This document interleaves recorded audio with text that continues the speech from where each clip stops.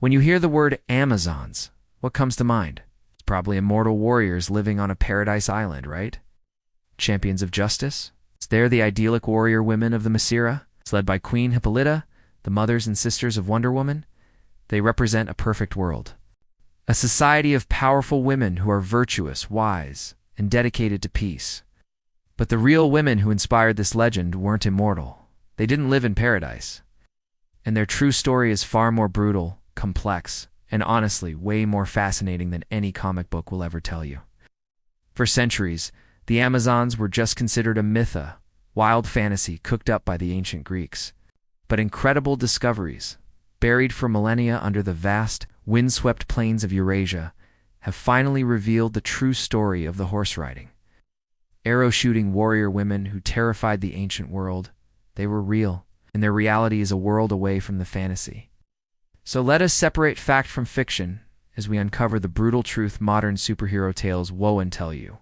Before we start digging through the dirt and bone of actual history, let's first take a walk through the gleaming marble halls of myth.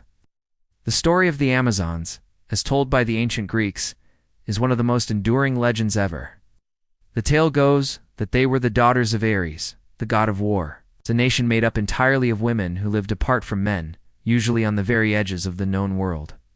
Their capital city changes depending on who's telling the story. But the most famous version puts them in the Masira, a powerful city-state on the southern coast of the Black Sea. This was a society built on pure fighting skill. From birth, Amazon girls were trained not in cooking or weaving, but in the brutal realities of combat. They were masters of the horse, the spear, and of course, the bow. Their very existence was a challenge to the patriarchal world of the Greeks. The idea of women who were equals to men on the battlefield both horrified and captivated the Greek imagination. Their stories are woven right into Greek mythology's greatest hits. The mighty Heracles, for his 9th labor, was tasked with stealing the golden girdle of the Amazon queen Hippolyta. This wasn't just a simple theft. It was a mission to dominate the undominated, to conquer the queen of a matriarchal society. That story, like most stories involving the Amazons, ends in bloodshed and tragedy. Then there's the tale of Theseus, the hero of Athens, who abducted Hippolyta's sister Antiope and took her back home as his bride. This act kicked off the legendary Attic War, where the Amazons marched on Athens itself and laid siege to the Acropolis.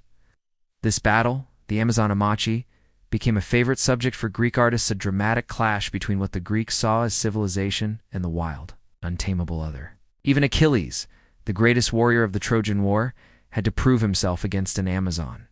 He fought and killed Queen Penthesilea on the plains of Troy, only to fall in love with her the moment he took off her helmet and saw her face.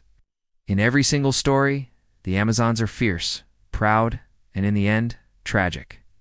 They are always defeated, always tamed or killed by a male hero. It's a pattern. A world of powerful women is seen as an unnatural order, and it has to be corrected by the strength of men.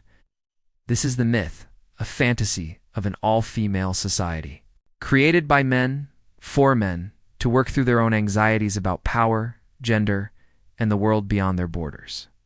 For more than 2,000 years, this was the only story we had. A myth, a legend, until historians started following the clues left behind by one ancient writer. The shift from myth to reality all starts with one man, Herodotus, a Greek historian from the 5th century BC, often called the father of history. While his peers were writing poems and plays about gods and monsters, Herodotus was out traveling the world, documenting the customs and histories of foreign people. And in his masterpiece, The Histories, he tells a very different kind of Amazon story. Herodotus tells of a group of Amazons who, after being defeated by the Greeks, were captured and put on ships. They rose up, killed their captors, but knew nothing about sailing. They were cast adrift and eventually washed ashore near the Sea of Azov in the land of the Scythians. Now, the Scythians were a real and widely feared collection of nomadic tribes who ruled the vast Eurasian steppes. At first, the Scythians fought these strange women, who they called doir pata, word Herodotus translates as man-killers. But after realizing their enemies were women, they changed tactics. They sent their youngest men not to fight but to set up a camp nearby, hoping to mingle and eventually have children. Sooner or later, a young Scythian met a lone Amazon, and they figured out how to communicate. The Amazon learned the Scythian language and went back to her sisters, telling them the Scythian men wanted to join them. But she made one thing crystal clear. In a powerful moment Herodotus recorded, the Amazon women flat out refused to assimilate. They declared, "We could never live with your women. We have no common customs with them. We shoot arrows, throw javelins, and ride horses." But what do your women do? None of what we just listed? They always do only women's work? They just hide in their carts? Their solution was a compromise. The Amazon women agreed to marry the Scythian men, but only if the men left their own people to start a new tribe. They all moved northeast and created a new nation, the Sauromations. Herodotus noted that the women of this new tribe continued the Amazonian way of life. They hunted on horseback with their husbands. They went to war, and they wore the same clothes as men. He even claimed they had a law that no woman could marry until she had killed a man in battle. For centuries, this story was dismissed as just another one of Herodotus's tall tales. It just seemed too wild to be true. Is he just creating a sensational backstory for the unique Sauromatian people? Or had he stumbled onto the real history behind the Amazon myth? The answer would stay buried for another 2,500 years, waiting for an archaeologist's shovel to uncover it. For most of modern history, everyone agreed Amazons were a myth. But in the 20th century, archaeologists began excavating thousands of burial mounds, called kurgans, that are scattered all across the Eurasian steppes. These were the tombs of the ancient Scythian and Sarmatian peoples. And what they found inside started to unravel the myth and replace it with a stunning reality. At first, whenever archaeologists found a skeleton buried with a full set of weapon spears, daggers, a quiver full of arrows, they automatically labeled the skeleton as male. It was a simple assumption based on thousands of years of cultural bias. Men are warriors, women aren't. But with the invention of DNA analysis and modern bioarchaeology, scientists went back and re-examined these bones. The results were revolutionary. They discovered that a shocking number of these male warriors were, in fact, female, and these weren't just a few isolated cases. Study after study confirmed it. Historian Adrian Mayer, a leading expert on this, states that about 1/3 of all Scythian women are buried with weapons and show signs of war injuries, just like the men. In some regions, that number is as high as 40%. These were not just priestesses buried with ceremonial objects. These were frontline fighters. Evidence is overwhelming. In 2019, near the Russian village of Devitsa, archaeologists found 4 Scythian women buried together. One, a woman in her late 40s, was buried with a golden headdress, a symbol of high status. Another in her 30s was buried in the position of a horseman with 2 spears at her side. The tomb also held a girl, maybe 12 or 13 years old, buried with her own weapons. This wasn't just a band of warriors, this was generations of them. The bones themselves tell brutal stories. Skeletons of these women have injuries that could only come from combat. Archaeologists have found female remains with arrowheads still stuck in their bones. Others show skulls crushed by battle axes or spines sliced by swords. The skeleton of one young woman had a bent arrowhead lodged deep in her body, a clear sign she died violently in battle. These women didn't just pose with weapons, they used them, and they died from them. In 1988, a mummy was found in Siberia, buried with an axe, a bow, and arrows. For decades, everyone just assumed it was a young boy. DNA analysis, in 2020, proved the boy was actually a girl, no older than 14 when she died. She was a child soldier, dressed in a fur coat and trousers, ready for war. These discoveries stretch all the way from the Black Sea to the borders of China. The evidence is consistent. The warrior women from Greek myths weren't a fantasy. They were the Greek interpretation of a real-world culture. The horse-riding nomads of Eurasia, where women were just as crucial to the tribe's defense as the men. So, with this archaeological proof in hand, let's go back and bust some of those Greek myths. The most famous and persistent myth about the Amazons is that they cut off their right breast to be better archers. The name Amazon was even thought by some Greeks to come from Amazos, meaning without breast. This is, and always was, complete nonsense. First, it's based on a made-up word origin invented by a Greek historian long after the myth started. More importantly, Not a single piece of ancient art, out of thousands of paintings and sculptures, shows an Amazon with only one breast. Ow. They're always shown as physically whole, and any modern archer can tell you, breasts don't get in the way of drawing a bow. The whole idea was probably invented by the Greeks to make the Amazons seem more savage and to graphically show their supposed rejection of femininity. Speaking of which, that leads us to another myth, that Amazons were man-haters who lived totally separate from men, only meeting them to have babies and then getting rid of any male children. Archaeology tells a very different story. While some graves held only women, countless others show Scythian men and women buried together. Even more telling are the graves of warrior women buried with their children, proving that these fighters were also mothers. They didn't sacrifice their families for war. They just integrated the two. The Scythians weren't a society of she-devils who hated men. They were a deeply egalitarian people, and it was likely born out of pure necessity. They were small, nomadic tribes living in a tough, dangerous world.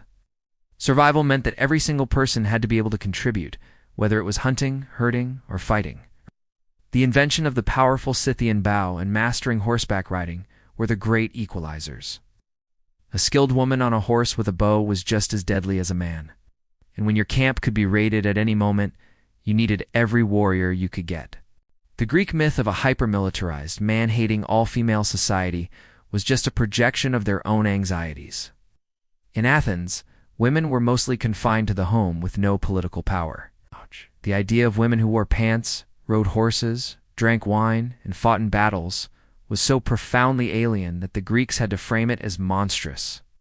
The truth is, Scythian women weren't monsters. They were just free. So, what is the brutal truth that Wonder Woman's perfect, the Mythology won't tell you? It's not just about the violence of battle. The really brutal truth is about the harsh, unforgiving reality of their daily lives. The Mythology is a paradise, a lush island where immortal women live in beautiful temples. The real world of the Scythian warrior woman was the exact opposite. Their home was the Eurasian steppe, vast, flat, an unforgiving expanse of grassland with blazing hot summers and bone-chillingly cold winters. They had no cities, no temples, no permanent homes. They were nomads, always on the move, living in portable felt-covered carts or tents. Their lives were a story of rugged survival. Their diet was simple, mostly meat and fermented mare's milk, a potent alcoholic drink called kumis. They wore practical, tough clothing like trousers and tunics, a huge contrast to Greek robes or superhero armor. Many were heavily tattooed, which the Greeks associated with barbarians, but for the Scythians was a mark of identity. Their equality wasn't born from some high-minded philosophy of justice. It was forged in the fire of necessity.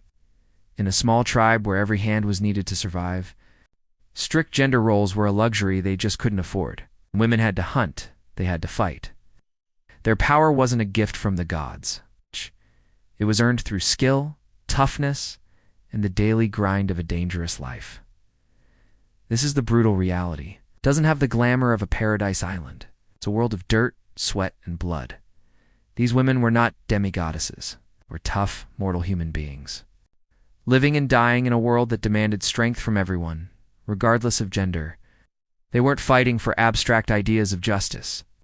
They were fighting for their lives, their families, and their tribe's survival.